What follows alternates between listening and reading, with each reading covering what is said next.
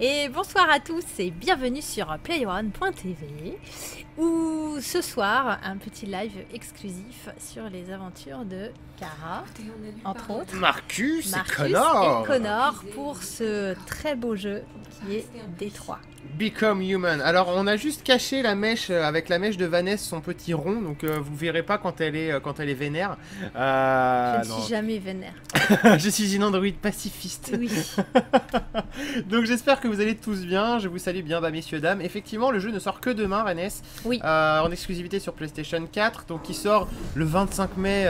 À chaque fois, j'ai envie de dire, il sort le 25 mai 1983. Ah tiens, je sais pas du tout pourquoi. Pourquoi et... Alors vous saurez tous que demain, c'est mon anniversaire. C'est son anniversaire, donc pour ses 80 ans, il serait très très bon de nous envoyer plein de sous. Ouais, voilà, à peu près 150 000. Non, je plaisante.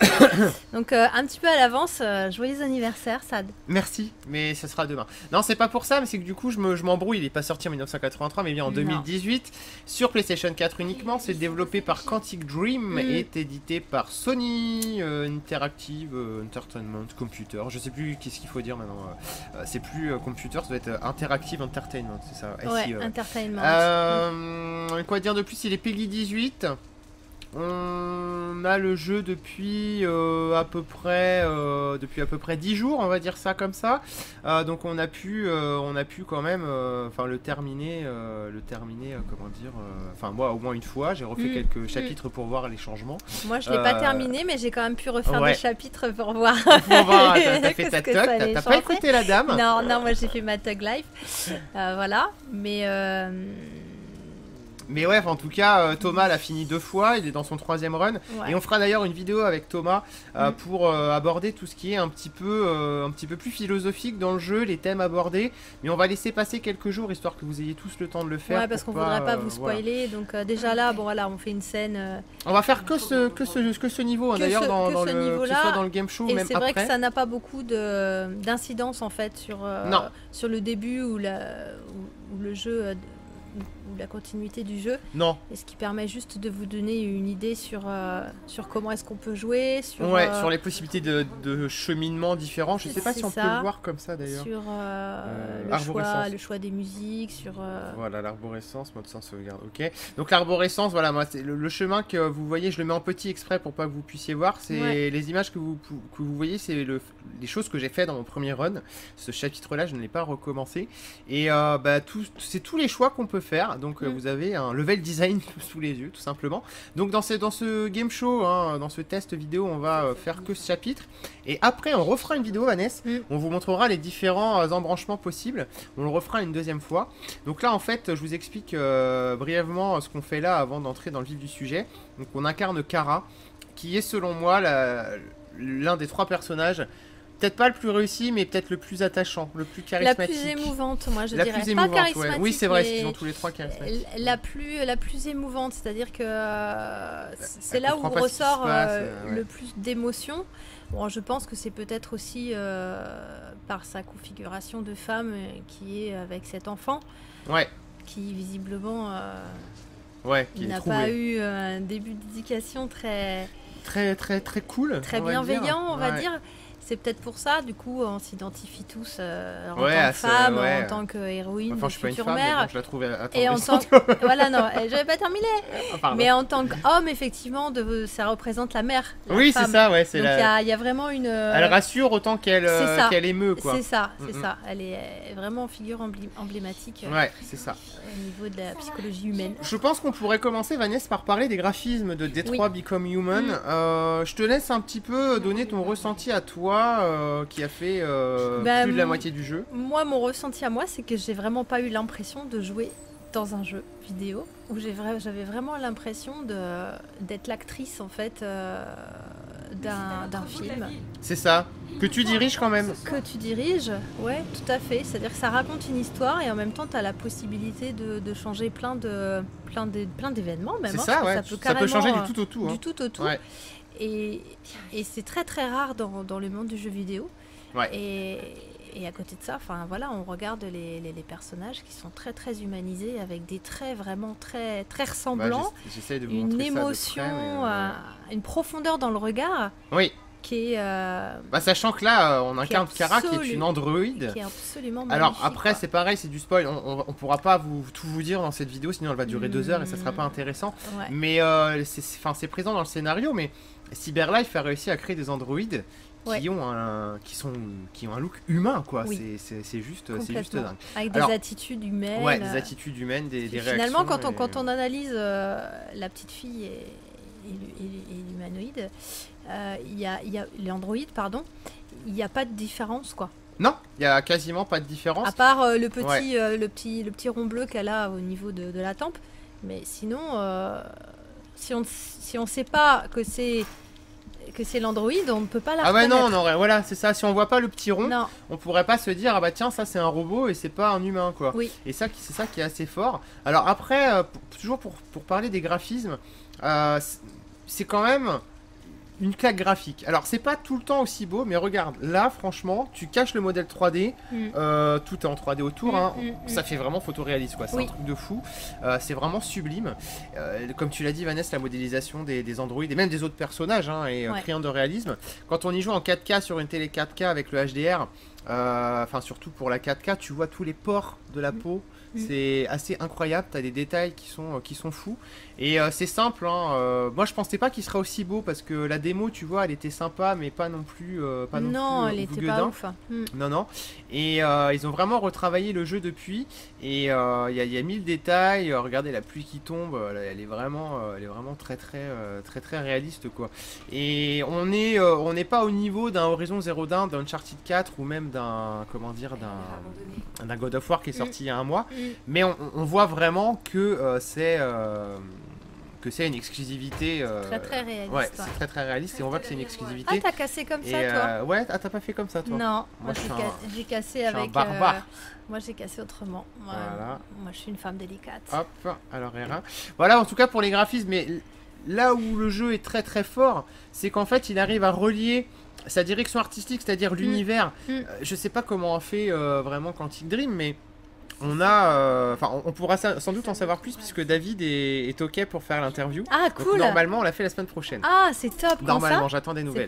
J'attends encore des nouvelles. Ok. Et donc on va continuer à chercher. J'ai pas envie de dormir là. On a on pourra lui demander, mais on a un travail qui a été réalisé sur l'univers du jeu qui est juste ouf. C'est très rare de voir ça dans un jeu vidéo. C'est-à-dire que on a la ville de Détroit qui était très bien imaginée. Le futur, parce qu'on est en 2035, le futur est juste dingue. Et je peux pas prendre la pince là, comment ça se passe? Après, au niveau du jeu des personnages, David Cage nous expliquait lors de la conférence qu'ils ont organisée là sur Paris la semaine dernière, qu'il y a vraiment un calcage. En fait, toutes les scènes qu'on voit ont été filmées avec des vrais acteurs. Oui. Et donc chaque mouvement, chaque émotion, chaque retranscrit de visage du coup a été implémenté dans le jeu directement. A été ancré spécifiquement dans les personnages qu'on voit dans le jeu. Ce qui fait que c'est aussi pour ça qu'on a une qualité aussi. Mais c'est parce que la qualité du doublage et du jeu d'acting est énorme parce que dans tous les jeux maintenant il y a de la motion capture et elle est pas aussi énorme parce que regarde là le visage bouge, c'est un truc de fou. Et surtout moi là où je voulais en venir, c'est qu'on a vraiment l'impression, si tu veux, de découvrir un monde qui existe déjà. C'est ce qui est fort dans certains films qui arrivent à se créer vraiment un background énorme. Et là, on est persuadé d'évoluer dans le Détroit de 2035, dirigé par Cyberlife. Ouais, c'est vrai. Et c'est vrai que c'est très réaliste. C'est très réaliste. Et c'est vraiment très cohérent aussi. Donc là, on a la possibilité de... Donc là, en fait, on cherche juste à se loger pour la nuit parce qu'on n'a rien. Donc je peux éventuellement piquer dans la caisse, mais il va falloir le distraire. J'ai pas fait ça, moi, la première fois, j'ai fait un autre cheminement. Moi non plus, je l'ai pas fait. Donc on va pouvoir voir ça. Ah oui, d'accord. J'ai compris. On va pouvoir faire tout tomber, comme ça il va se déplacer sans doute. Mais enfin bon voilà. Donc au niveau des graphismes et de la direction artistique surtout, c'est juste énorme. on a vraiment un travail de dingue qui a été fait par Quantic Dream. Et c'est là où je félicite vraiment Quantic Dream, parce que autant sur Heavy Rain, Fahrenheit, Beyond Two Souls et bon, Nomad Souls, j'en parle pas parce que c'est un jeu qui maintenant a quelques années, eh bien on avait quelque chose de très très fort, de très cinématographique, la mise en scène était ouf aussi. Mais on a encore un level au-dessus avec Détroit Become Human.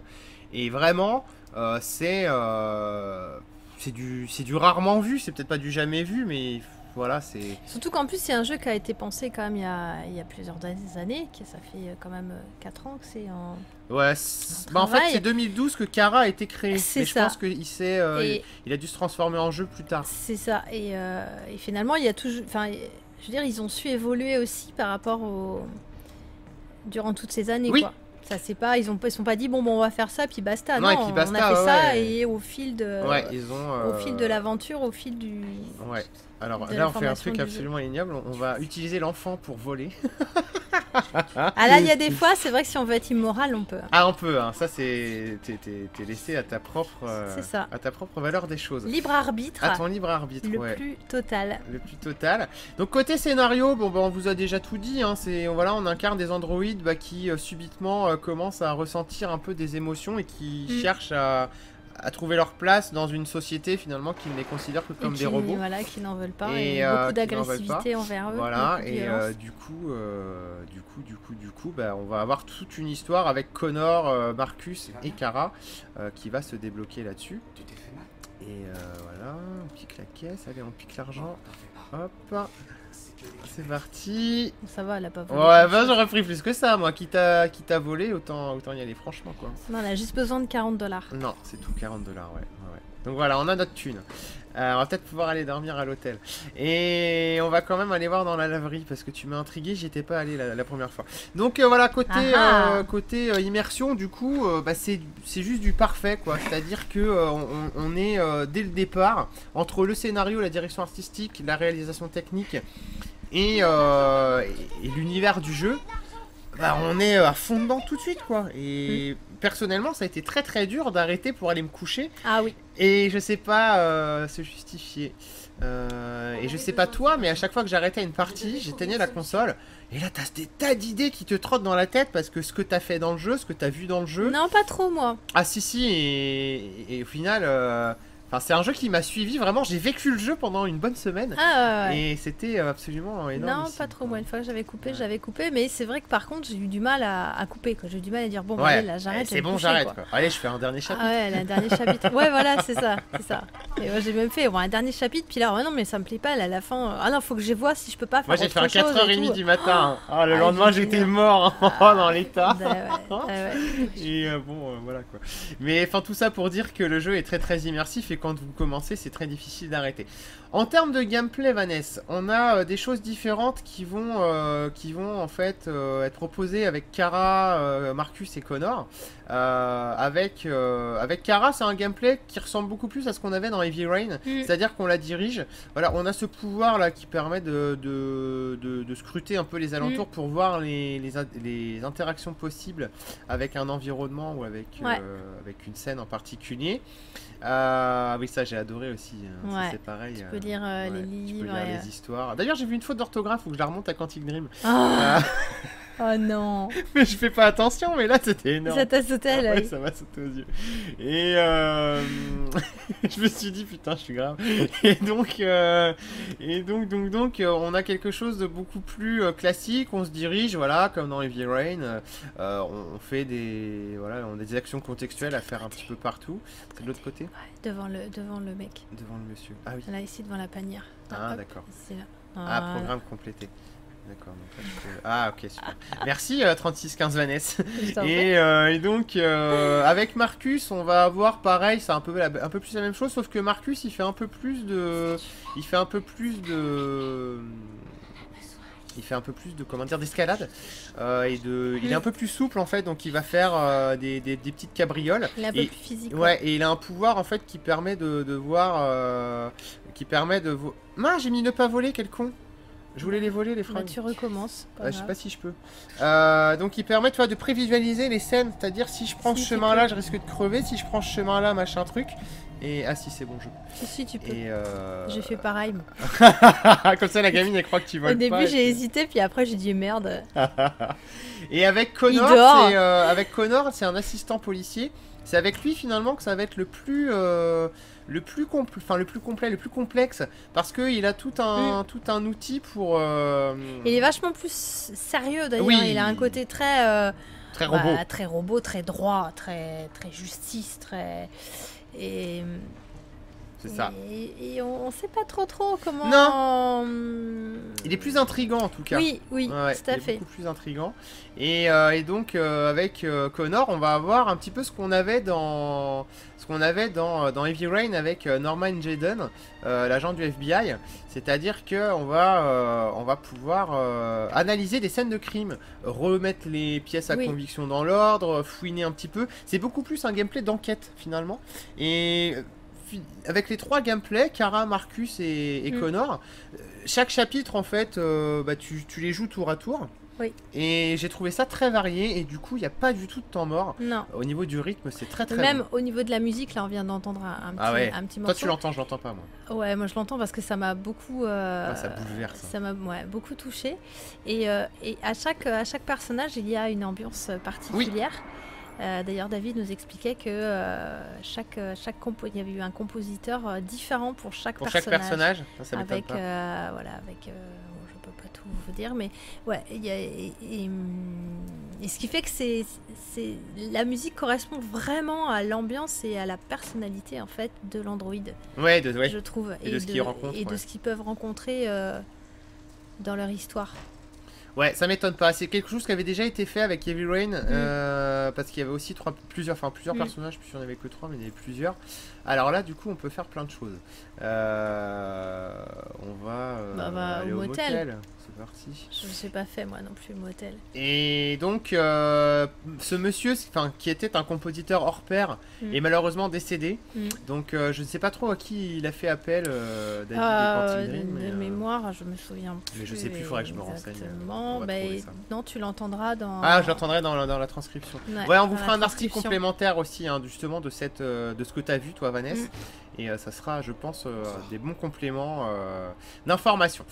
Concernant le gameplay, voilà, on a tout dit. Alors concernant le level design, je vous l'ai montré, hein, chaque chapitre a différentes évolutions possibles.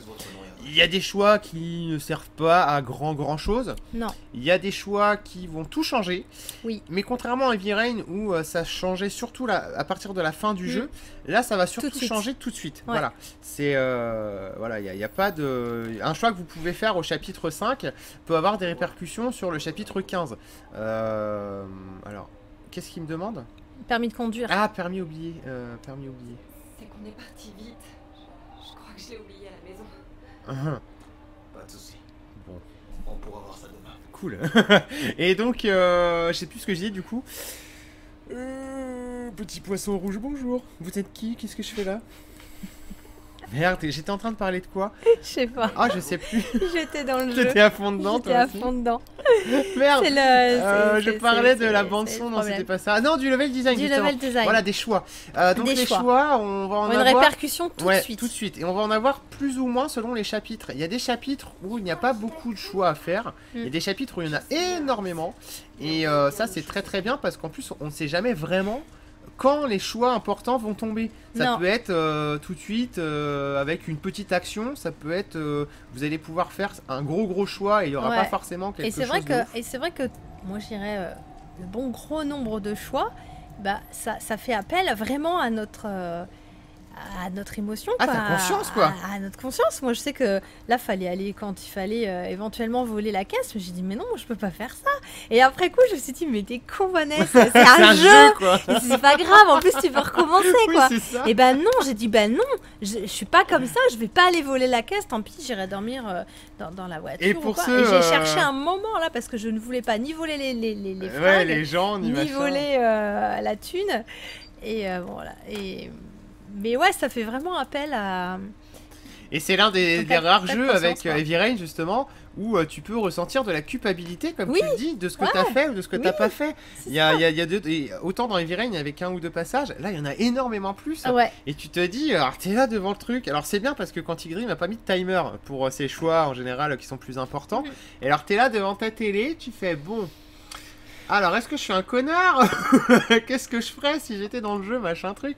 Donc vous faites tous un cheminement, tout un questionnement. Parce puis il faut aller vite, hein, parce que bon, y a des fois, certains choix sont chronométrés. T'as certains choix, t'es obligé de le faire tout de suite. C'est ça. Donc ça c'est vraiment du très très bon et c'est en ça que je trouve que Détroit surpasse largement Beyond et Heavy Rain parce que tout est vraiment très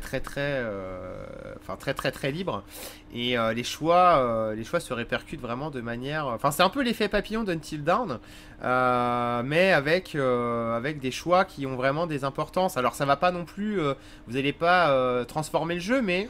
Il y a quand même des gros changements à prévoir. Il y a, on va dire, entre 5 et 10 gros changements, notamment après sur la fin. Et je vous en dis pas plus. Mais voilà, il y a vraiment de quoi faire. Et qui dit du coup des choix à faire, dit aussi une bonne rejouabilité. Parce que le jeu, on va le terminer. Moi, j'ai dû le terminer en 13 heures la première fois. Et bon bah je pense le faire au moins 3 fois pour revoir tout.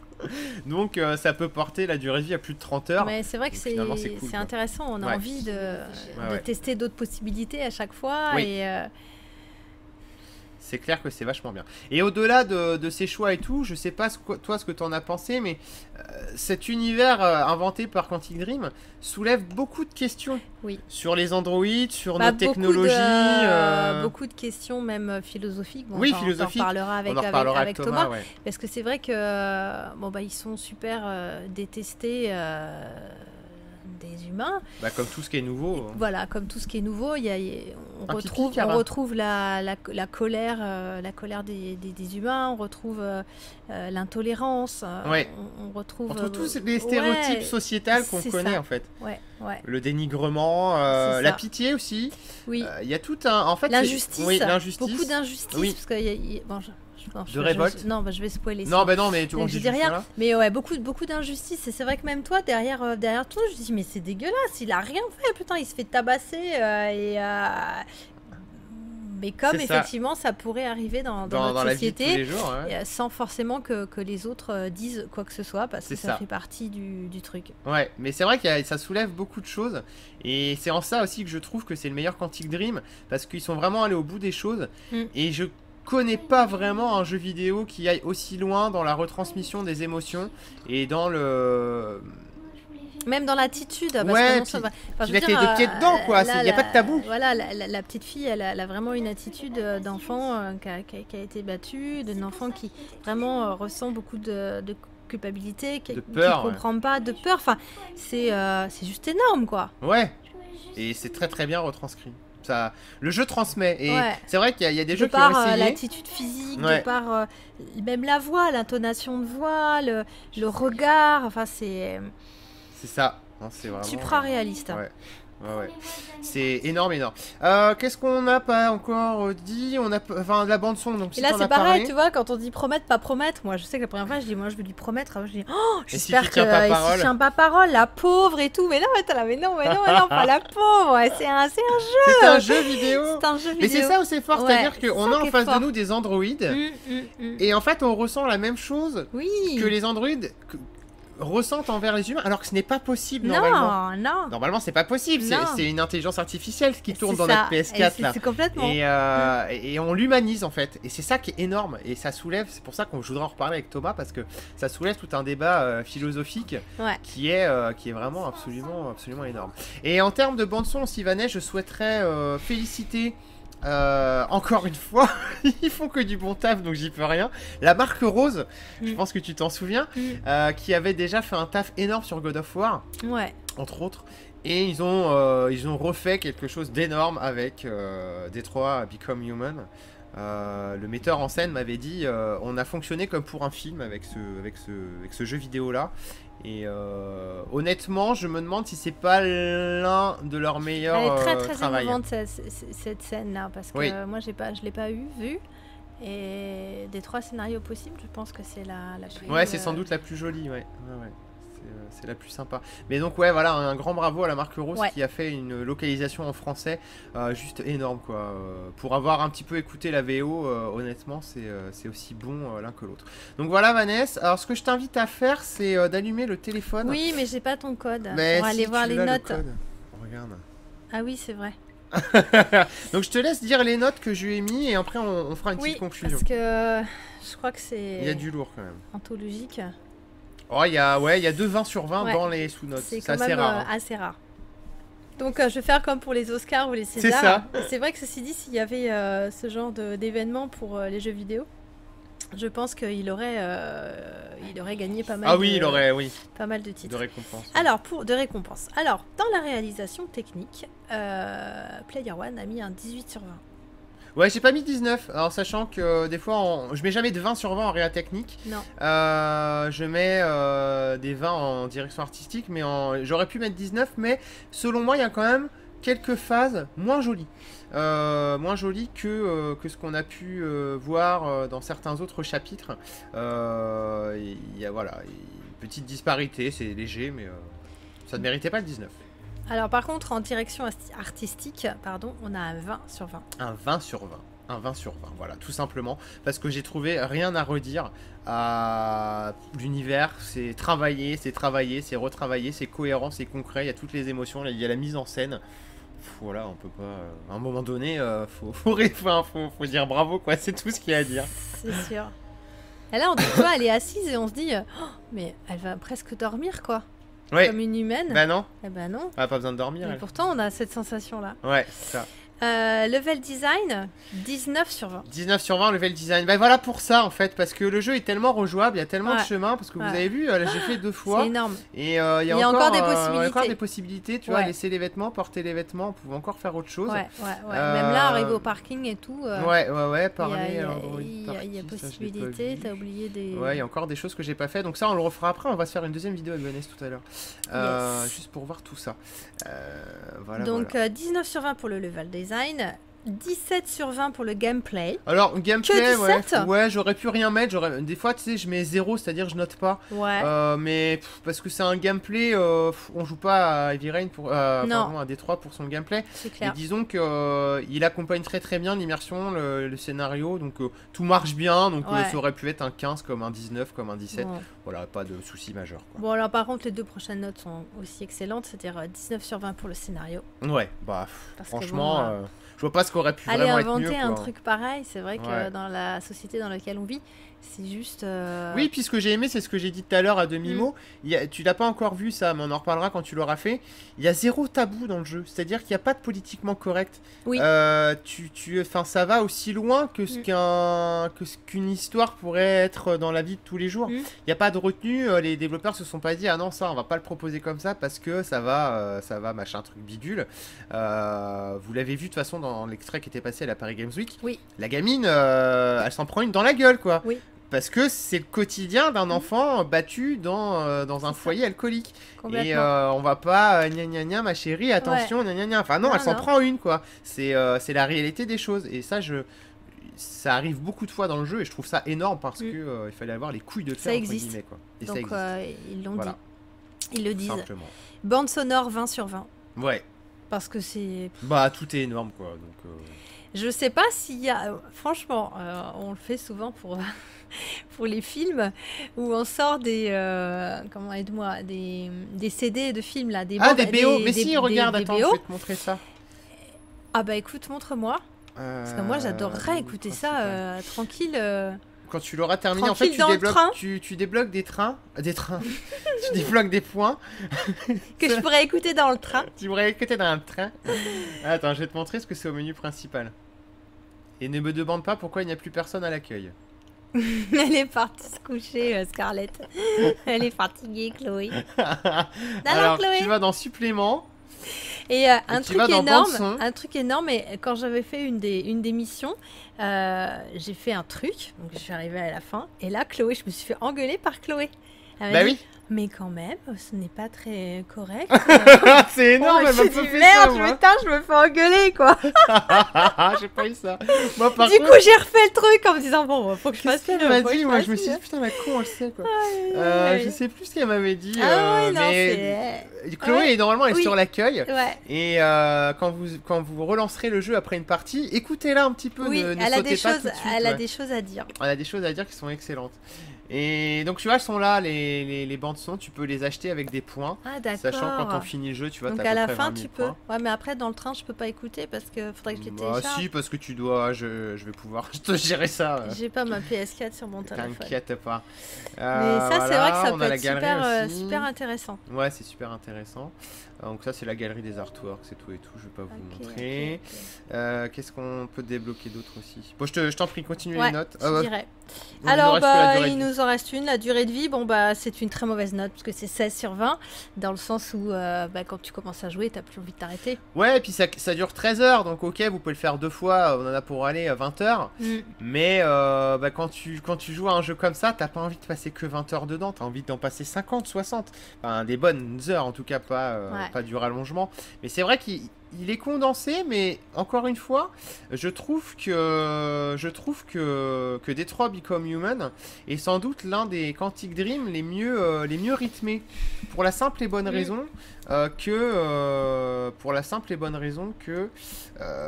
on n'a pas l'impression de ne pas aller assez vite ou d'aller trop vite. Tu vois, ça commence tranquille, on te présente un peu les androïdes, après t'as le truc un peu machin qui arrive, après ça explose, après... Ça va vite finalement. Il y a d'autres rythmes, et finalement, quand tu regardes en arrière, quand t'as fini le jeu, tu t'es dit, putain, j'en ai fait du chemin finalement, alors que t'as l'impression d'avoir... T'as pas eu l'impression d'en avoir fait tant que ça. C'est ça, donc c'est quand même aussi quelque chose de très très bon. Ouais. Voilà, pour une note finale, ma chère Vanessa, de 19 sur 20. 19 sur 20, voilà. Note maximale sur PlayerOne.tv, on ne met jamais de 20 sur 20. Le dernier 19 était pour God of War. Yes. Celui d'avant, ça devait être Cuphead sur Xbox One. Et avant, c'était Horizon Zero Dawn. Il n'y en a pas eu des masses sur cette génération de consoles. Non. Mais voilà, ceux qui sont là en tout cas. Moi, c'est un jeu que je n'oublierai jamais, Detroit Become Human. Si on aime les jeux Quantic Dream et les jeux vachement scénarisés et narratifs comme ça, je vois pas ce qui peut faire que vous aimiez pas. Après, si vous aimez pas le futuriste, la technologie, ok. Après, disons qu'on peut ne pas accrocher, mais on peut pas dire j'aime pas parce qu'il est mauvais. Ça, c'est impossible. Non, je pense que c'est pas possible. Voilà, parce que c'est... Ok, attends. Oui. Ah oui, là c'est quand elle s'en va. Ouais, ben on refait le chapitre du coup parce que je vais vous montrer autre chose après. Voilà, en tout cas, Vanessa, bon, un excellent jeu que je vous conseille forcément à toutes et à tous. Marquant, troublant, émotionnel, voilà, tous les superlatifs y passent. Et moi, il fait partie de mon top 10 des jeux préférés maintenant, de mes jeux favoris. Bah, c'est vrai que en début d'année, on a fait notre petit. Notre petit top, la top tous ensemble. C'est vrai que j'avais dit que c'était le jeu que j'attendais et peut-être le seul que je pourrais vraiment me consacrer. Et je suis pas du tout déçue parce qu'effectivement c'est... Ouais. C'est ouf. C'est dingue. C'est dingue. Donc surtout, allez-y, allez l'acheter. J'espère qu'il y aura un beau coffret. Il y aura peut-être. Et bah apparemment non, c'est un peu la déception. Je crois qu'il n'y a pas, non, il me semble qu'il n'y a pas de collector, il n'y a pas de steelbook. Parce que ça, c'est le genre de jeu à mettre limite en vitrine dans son salon. Bah le press kit il va finir en vitrine quand la pièce sera un peu mieux. Quand le bureau sera refait. On vous montrera le press kit. Mais ouais, le press kit, on vous a fait une vidéo qui va sortir très très bientôt.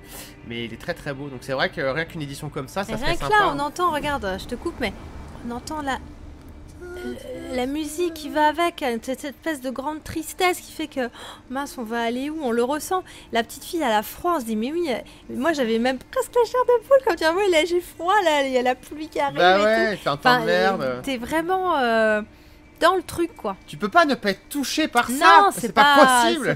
C'est pas un cœur de pierre. Après peut-être que certains vont pas aimer, mais dans ce cas-là surtout dites-le nous, ce qui vous a pas plu. Ou au contraire, ce qui vous a plu. Oui, c'est aussi intéressant. C'est tout aussi intéressant. Ouais, c'est clair. Et bien en tout cas, ma chère Vanessa, nous avons fait le tour de ce Detroit Become Human. Je vous invite à lire le test écrit qui aborde plus de thèmes, sans spoil. Par contre, je ne spoil pas du tout dedans. On spoilera d'ici une semaine. Ouais, d'ici une semaine, on vous racontera la fin du jeu et tout. Non, on plaisante, mais on abordera des thèmes un peu plus profonds. Là, c'est juste histoire de faire une petite présentation. De vous dire s'il est bien ou pas. Donc un 19 sur 20. Merci Vanessa, merci beaucoup à vous. Merci à vous tous et à très bientôt.